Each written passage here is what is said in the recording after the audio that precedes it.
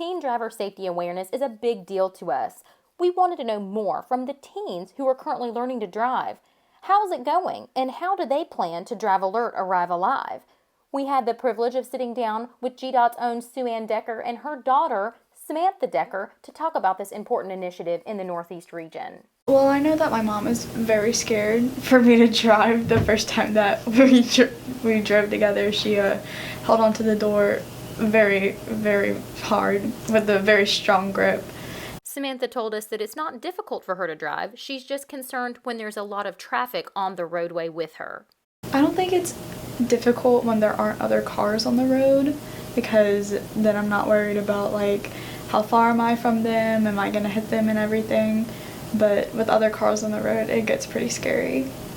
I think there's a lot of fears that go on when you step into a car and you go onto the road, but the one thing I was talking to my mom about, I'm scared that one day I'm gonna walk out of the door and not be able to walk back through it, because there's so many people on the road at the same time, and there's so many things that could go wrong, and most of the time they don't, but it only takes one time for something bad to happen for everything to change.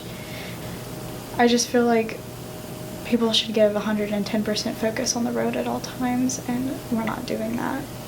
Samantha's mom, Samantha Decker, talks about her experience while teaching her teenagers how to drive. When they first start, they're so aware of the risks. They're so aware that this is something that could be dangerous.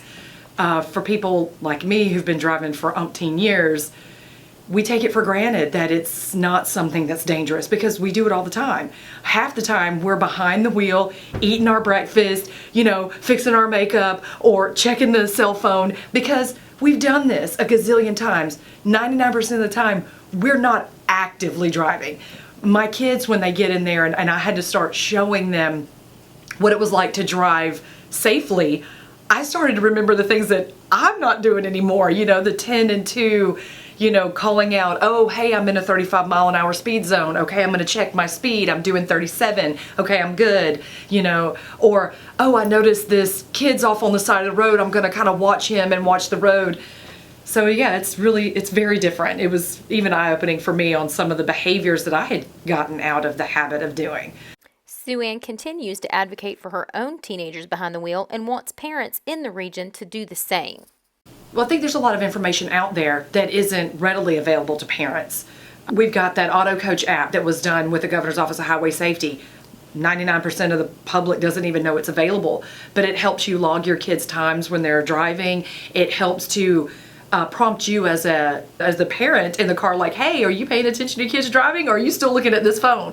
Another thing that I think we should do a better job doing is teaching our kids how to drive through some of these alternative intersections that we as Georgia DOT continue to put down. Can they navigate an R-cut? Can they navigate a roundabout? Can they go through a diverging diamond interchange? Can they go through a continuous flow intersection? A lot of times the first time they'll see that, they'll be on their own. Another thing parents never do is they never reach out to the DOT at all to say, hey, what pointers do you have, or your local law enforcement? If you're teaching kids how to drive, where are the problem areas? Where do you see kids? What are the mistakes other kids are making on the road that I can teach my kids, to avoid?